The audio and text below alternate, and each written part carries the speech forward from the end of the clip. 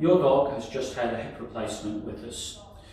The surgery that has been done is to replace the original hip, which would have been very arthritic or dysplastic, with artificial implants. And the implants are placed both in the pelvis and in the femur.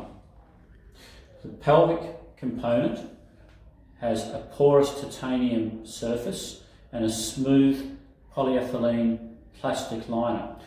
The bone grows in from the pelvis into the rough porous titanium to give a permanent fix.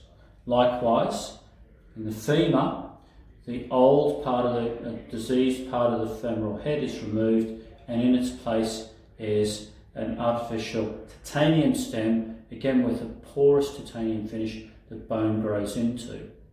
So that both components go together following surgery to make a smooth, fully functioning and pain-free hip.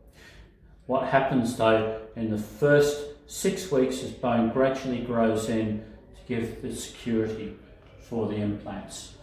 Now you'll be aware that your dog has been in with us for 1 or even 2 weeks, and we do the initial management here.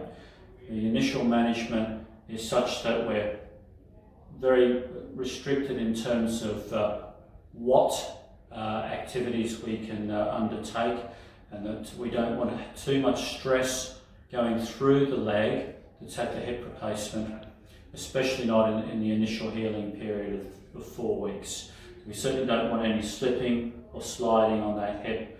We give sling support all the time when outside. So what happens is that when dogs go out for toileting purposes, we have sling support as well as control at the front with a harness and lead, and that then gives us a bit of support on the hip so that we're not falling one way or the other. And we want to encourage normal use of the leg without necessarily putting full weight through the leg.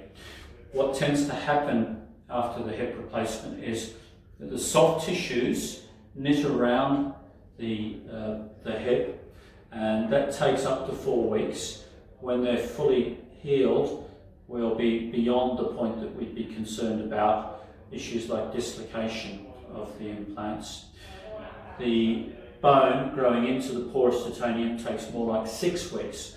But again, once we get up to that 6-week period, we should have full, solid bony integration into the prostheses, and that'll give us our long, secure, long-term fix. And really, after that period, usually at 8 weeks post-op, we take another x-ray to confirm everything's all right, and then we can gradually step up exercise after that point. But certainly the first 8 weeks, especially the first 4 of that 8 weeks, we have to be very careful what we allow, and it literally is very strict cage or crate restriction, and going out for toileting purposes 3-4 times a day, for example, always with sling support on the back end, so that we're always protecting that hip against any abnormal movements that might occur, whilst we're then directing your dog with the lead and harness. Obviously, there is to be no access to getting up and down from furniture or going up and down stairs or any other related activity in that 8-week period. We certainly wouldn't allow anything like that until well after the 8-week x-ray that we take, in other words, 8 weeks after the surgery.